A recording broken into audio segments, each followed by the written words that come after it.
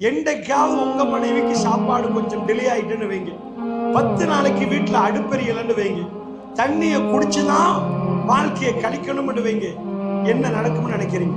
ஈச்சப்பழமும் தண்ணியும் மாதிரி ஏதாவது வச்சா டிவோர்ஸ்ல போய் நிற்கும்.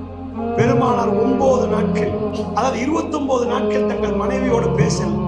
9 மனைவிமார்களோட ஏன் பேசலன்னு கேட்டீங்கன்னா, அல்லாஹ் சொல்லிட்டான், ஹைபரை பிடிக்கிற டைம்ல ரசூல்லா கொஞ்சம் கூடுதலா வருவது, இவங்க கொஞ்சம் வர்ற டைம்ல தான் கூட கேட்டாங்க.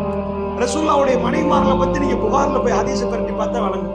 பள்ளியில ஒரு விருந்தாளி வர்றாரு, பெருமானார் மனைவிமார்கள்ட்ட அனுப்புறாங்க, என்னம்மா இருக்குதுன்றாங்க. அவங்க சொன்னாங்க, வல்லாஹி எங்கள்கிட்ட மனைவி இல்லாமாவும் தண்ணியை தவிர வேற எதுவும் எங்கள்கிட்ட இல்லைன்ட்டாங்க. அடுத்த மனைவி அடுத்த மனைவி அடுத்த மனைவி இப்படியே போறார்கள். அல்லாஹ் மீது ஆணையாக அல்லாஹ் ரப்புல் ஆலமீன் அந்த நிலைமையை வெளியெடுத்து போடுகிறார். இமாம் புகாரி அவர்கள் செய்தியை பதிவாக்குறார். அதற்கு பிறகுதான் ரஜுலுன் அன்சாரியை சேர்ந்த அன்சாரியை சேர்ந்த மனிதரை தன்னுடைய கையை தூக்கி கொண்டு, நான் போகிறேன், எங்க வீட்டுக்கு நான் எடுத்துட்டு போகிறேன் அந்த செய்தி பதிவாகும். அல்லாஹ்வுடைய தூதர் அவருடைய மனைவிமார்கள் ஒரு வீட்டில கூட எதுவுமே இல்லை.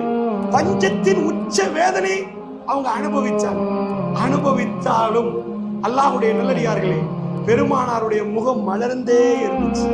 அது எப்படி? அதுதான் எங்களுக்கு தேவை என்கிறோம்.